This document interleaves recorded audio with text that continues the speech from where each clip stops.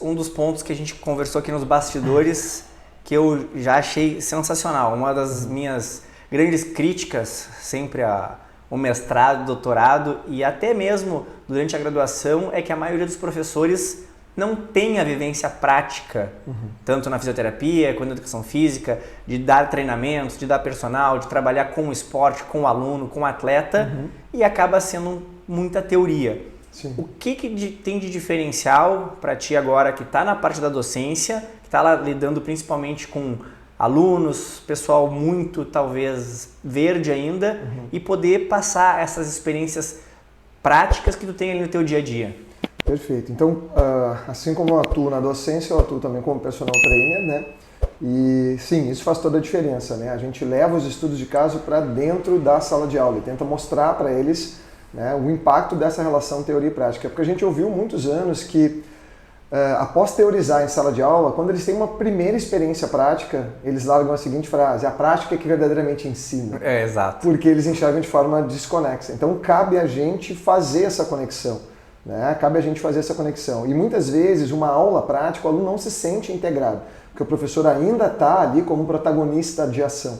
Então, a gente fala muito na sala de aula de fazer uma sala de aula mais ativa, onde o aluno seja protagonista. É uma tentativa, não é nova, isso é sempre, né? Para que o aluno possa não ali estar tendo palestras e sim aula. Essa é a grande diferença, né? A gente chega e quer falar muito como professor, então a gente dá uma palestra. E termina a aula, não anotou, foi embora. E aí quando tu vê o mesmo cenário de uma aula de colégio reproduzido. Inclusive os colégios hoje mudaram bastante também nesse sentido, né? A educação está sempre se transformando.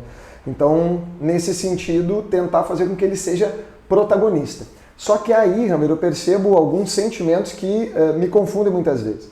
Às vezes parece que eles têm um pouco de medo, insegurança, que é normal, mas às vezes também um desinteresse. E aí eu tento identificar isso, como é possível, né? Com tantas possibilidades de trabalho, de mercado, apesar da crise que é contínua. Acho que alguém jamais sentaria aqui e diria que a gente não está numa crise, a gente está sempre antes. Sempre. Né? Eu tento identificar o que ele está sentindo. Será que aquele aluno é medo? Né? E aí eu posso ajudar, né? Mostrando algumas atitudes e como ele pode sair daquilo. Será que é só o desinteresse? Enfim, então esse papel da educação ela nunca é pronta, ela está sempre se transformando. E hoje, como é que tu vê a questão do aluno? Por exemplo, eu tenho hoje uma dificuldade imensa de conseguir estagiários com compromisso.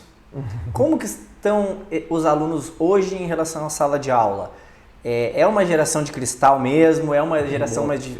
tá bom, tu foi meu professor, já está há um tempo aí dentro da docência, já passou por várias turmas, várias... Como é que eu posso dizer? Tipo, agora várias gerações. Entendi, perfeito. Essa é uma geração mais difícil mesmo? Sim. Então, o que a gente percebe, eles são mais quietos. Eu noto essa diferença. Sou professor há 15 anos, né? Na docência há 15 anos. Então, eu noto que eles são mais quietos. Eu não preciso pedir silêncio, como às vezes eu precisava, os pequenos grupos. Então, pessoal, se liga aí, vamos prestar atenção. Não precisa. Eles estão prestando atenção, mas ao mesmo tempo parece que não estão ali. E aí é o que eu te disse, nem sabia que tu ia fazer essa pergunta, acabei já meio respondendo. Às vezes parece um misto de medo, né? Que mundo é esse que chegou tão cedo para mim? Porque às vezes eles saem muito direto do colégio também, né? E tem aquela dinâmica da escola. Então eles chegam, vão ter aula e vão embora. E o ensino acadêmico não é para ir embora. Tudo bem, a gente entende que o aluno tem seus horários e compromissos, mas ele deve viver mais a parte externa da faculdade. A aula é o básico, mas o quanto tu consome da faculdade? Né? Tu já foi na biblioteca? Né? Essa é uma pergunta que eu faço sempre, né? Quer dizer, o quanto tu frequenta aqui a faculdade. Né? Então, eu percebo que eles são mais quietos e tenho sim essa dúvida, se eles são quietos pelo desinteresse ou pelo medo. E quando tu me perguntou assim, né, essa questão de parecer que eles são de cristal, que tu comentou, né? Eu não tinha ouvido, mas faz sentido, né? O que eu percebo assim, a gente tem um mercado hoje que tem muita oferta, mas é a velha diferença do emprego e do trabalho.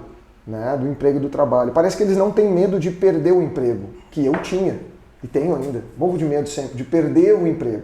E falo ainda com orgulho, fiquei 15 anos num local, estou há 5 anos agora em outro lugar. Eles parecem não trazerem isso, né? Tipo, de ter um orgulho de estar no lugar. Por quê? Porque há um reforço, e a gente conversava um pouco antes, eu como a minha marca. Então, bom, se hoje eu vou trabalhar na Physiowork, mas também se aparecer uma outra proposta, tudo bem se eu fiquei 6 meses na Physiowork. E para nós, a nossa geração, pô, fiquei o quê? 3 meses numa empresa, eu falhei. Sabe? Eu falei com a empresa deve estar decepcionada comigo, vou lá pedir desculpas pro Ramiro, entendeu? Sim, é mais ou menos isso. A gente quer se vincular e o nosso sim é mais demorado, o nosso sim é mais reflexivo. E eles parecem dizer sim ou não para um job, porque daí o job é bem esse cenário job, a call. Tudo... parece um evento de final de semana. Sim. Né? Tipo, vou ali trabalhar para aquela empresa e agora aguardo que outra empresa vai me chamar. Mas não é assim, né? Não é assim que a coisa funciona, porque quem contrata ainda quer, como tu mesmo citou ali a tua dificuldade de estagiários, se tu conseguir encontrar um, tu vai largar ele fácil? Tu também não vai largar ele fácil. Mas tu fica com medo que ele te largue, né? Que um dia ele diga, hoje eu não venho. Como tu não vem? E é que a gente acaba ficando refém. Exatamente. E lá na faculdade não é diferente, tá? Então, quer dizer, a gente percebe a mudança, até porque o professor também universitário vem cada vez mais jovem. Então carrega algumas características que aos poucos a gente vai identificando e diz, será que eu tenho que mudar isso? Né? E eu que estou um pouco atrasado, enfim, sempre refletindo, nunca com uma verdade absoluta, né? Nenhuma, sempre refletindo.